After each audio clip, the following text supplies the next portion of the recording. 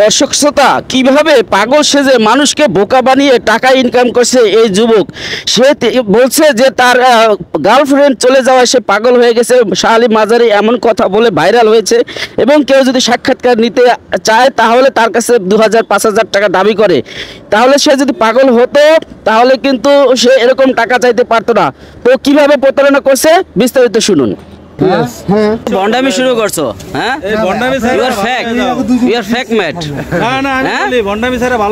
তোমার বাসা কই? তোমার বাসা কই? তুমি যে আসলে যে পাগলামি করতেছো, এই যে তুমি বলতেছো, শোনো শোনো, তুমি যে বলতেছো যে তোমার গার্লফ্রেন্ড চলে গেছে, এদিকে আসো, এদিকে আসো। তুমি যে বলতেছো তোমার গার্লফ্রেন্ড চলে গেছে, সত্যি গার্লফ্রেন্ড চলে গেছে? কোথায় চলে গেছে? হ্যাঁ, তুমি যে বললা যে তুমি পাগল হয়ে গেছো, আসলে কি পাগল? তোমার ফেসবুক আইডির নাম কি?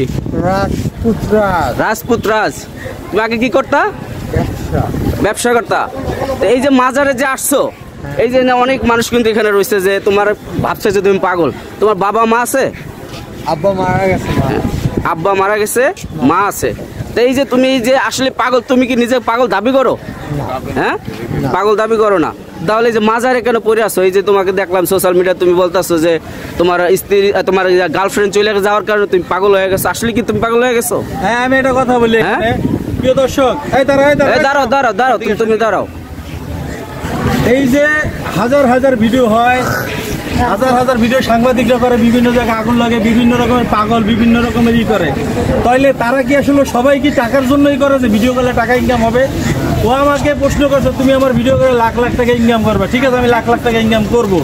এটা আমি ইনকাম করবো না করবো সেটা হলো পরের বিষয়। এখন এখন ও আমাকে বলছে তুমি আমাকে কয় টাকা দিবা, মানে কয় টাকা? তুমি আমাকে 200 টাকা, মানে 2000 টাকা দিলে তার ভিডিও করা যাবে। আচ্ছা, তোমাকে 2000 টাকা যদি আমরা দেই, রাখো রাখো, 2000 টাকা দিলে তোমার সাক্ষাৎকার নিতে পারবো আমরা? হ্যাঁ, না না না, আমরা যদি তোমার সাক্ষাৎকার নিতে চাই, যেহেতু তুমি পাগল হয়ে গেছো, তোমার পরিবার পরিজন তোমাকে খুঁজতে পারে বা তোমার গার্লফ্রেন্ড এই ভিডিও দেখতে পারে, তো আমরা আসছিলাম একটা তোমার সাক্ষাৎকার নিতে। তোমার সাক্ষাৎকার নিতে গেলে কয় টাকা দিতে হবে বলো? হয়তো সবকিছু ভুলে গেছে, ওর বাড়িতে আমরা নিয়ে যাবো। তোমাকে খাওয়াইছে কে? এই যে আজকে খাওয়াইছে কে? ওই যে অনেকজন বড় ভাই খাওয়াইছে। কয়েকজনে বলছে ও নাকি খায় নাই। আমি চিন্তা করছি যে তাহলে যদি না খায়, যদি সমস্যা হয় তাহলে আমরা খাওয়াবো। তাই যে কাকা, আসলে কি ওরা দেখতে কি আপনাকে পাগল মনে হয়? সবাই বলতে পারে। আপনি কি ওরা পাগল মনে করেন? এনে তো পাগলের মেলা আছে, সব পাগলের লাগে পাগলের মিল আছে ভাই, মিল আছে।